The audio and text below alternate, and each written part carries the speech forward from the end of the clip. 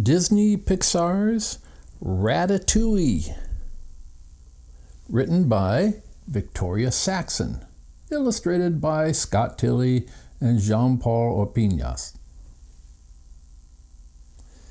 This is the story of Remy, a little rat with big dreams. Remy wasn't like all the other rats. For one thing, he had an extraordinary sense of smell. He also had a taste for finer food. And that is why Remy dreamed of being a chef. But Django, Remy's father, had another job for him. Poison checker. The compost heap was where the rats got all their food. Remy had the important job of sorting the safe garbage from the bad garbage. This was not part of his dream. One day, the rats had to flee their home. A human had discovered them. As the human chased them, the rats ran to their escape boats and floated into the sewers. Remy got separated from the others and ended up near a fancy French restaurant in Paris.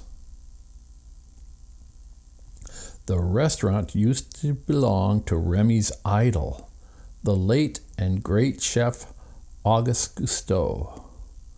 Now, Gusteau popped up in Remy's imagination. Then, whoops! Remy fell from the skylight into the kitchen. The restaurant was an exciting place for Remy, but it was scary too. In the kitchen, Remy cooked a pot of soup to replace what the garbage boy had spilled. The garbage boy was named Linguini. After that, Linguini and Remy became friends, and they were a secret cooking team. Shh. Meanwhile, Django and the rest of the rat colony made a new home in the dark, wet sewers under Paris. Things weren't the same without Remy. Django kept hoping he would find his son one day. But Remy was happy. He did miss his family, but he had found his place in the world. Working together, Linguini and Remy made great food, even though Remy had to stay hidden. The human chefs did not want a rat in their kitchen. Once, after cooking a wonderful meal, the chefs celebrated in the kitchen. Remy celebrated too, in the back alley, where he found his brother, Emile. Emile took Remy home to the rats' new colony in the sewer. Of course, Django was happy to see Remy again, but Remy didn't feel as if he belonged with the rats anymore. He didn't want to go back to smelling garbage. I have friends, a place to live, work that I love, Remy tried to explain to his dad. I'll come back often, he said, but for now he had to return to his new home in the restaurant. Remy's dad didn't understand. Remy went back to being a little chef. Meanwhile, Linguini was falling in love. Soon Linguini found out that he was the owner of the restaurant, and the restaurant was becoming very famous. Linguini enjoyed the attention. Linguini decided he didn't need Remy anymore. They argued.